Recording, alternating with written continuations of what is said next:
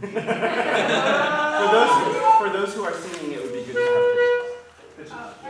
Pitches.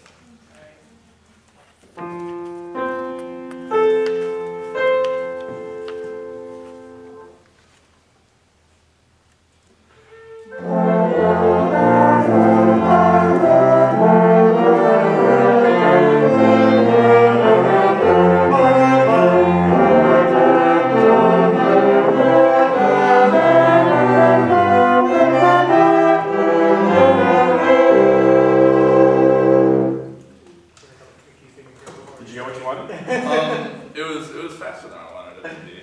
Okay. Oh, good. I just started out at a gallop. All right, start it one more time and then tell me what you really want. Here's a trot. Make sure that you hear the first like 3 notes or so in your head, and then it's almost as if your conducting is joining the music that's already going on in your head and bringing the real people into it. Sure. Okay. All right. Here's a slow canter.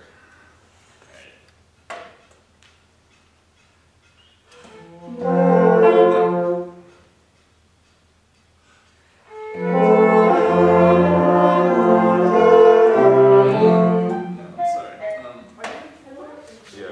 right. We could do this in 4. No, it's in 2. Okay. Alright. It can be as slow too as you want. That's in C, right? You're the conductor, you get to veto the allegro.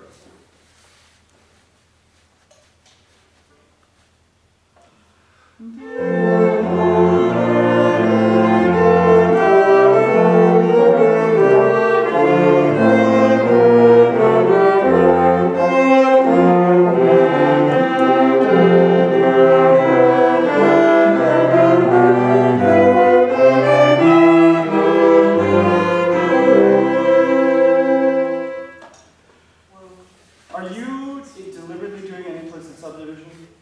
Yeah.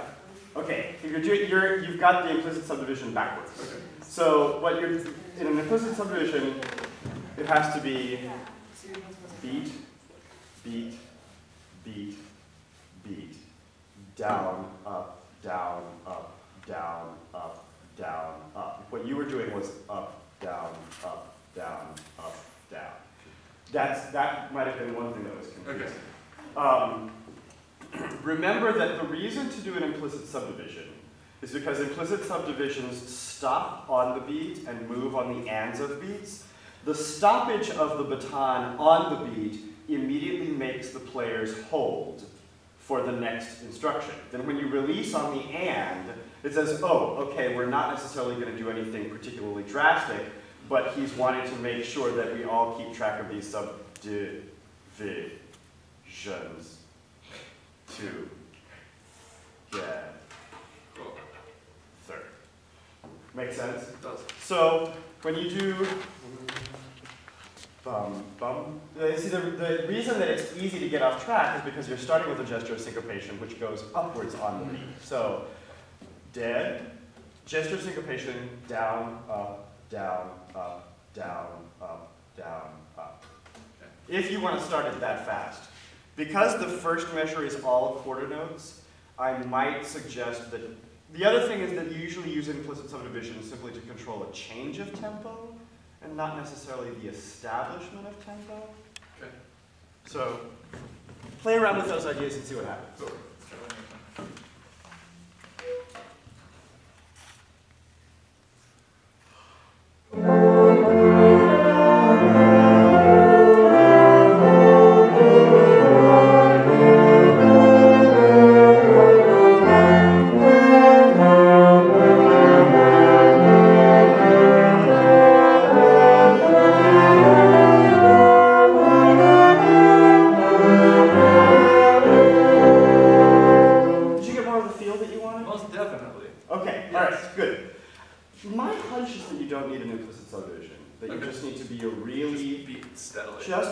You want a relatively legato articulation, right? Mm-hmm. Okay, because you're using a lot of shoulder. So I think you're already getting that with the shoulder use that you're doing. I think it just needs to be really regular and predictable. Okay. And it can be as smooth and legato as you want. Just remember that the beat ictus point, geographically speaking in the air, has to be the lowest point of the swing.